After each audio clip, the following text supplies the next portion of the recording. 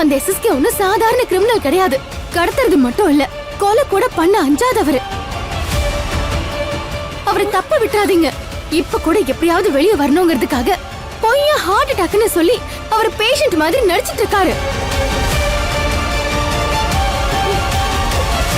இல்ல your honour, என் கட்சிக்காரருக்கு உண்மையிலேயே நெஞ்சு வலி வந்தது நிஜம். அதுக்காக அவரை ஜெயில் அதிகாரிகளே ஹாஸ்பிட்டல்ல சேர்த்து ட்ரீட்மெண்ட் கொடுத்திருக்காங்க. இதோ அதற்கான சர்டிபிகேட் கொடுங்க.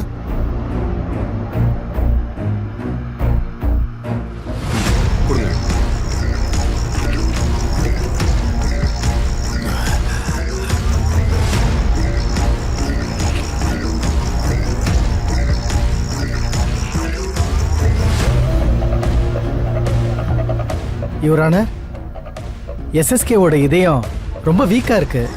ரத்த குழாயில 3 பிளாக் இருக்கு. அதுக்கு ட்ரீட்மெண்ட் கொடுத்துருக்கோம். இவரு நல்லா ரெஸ்ட் எடுக்கணும்.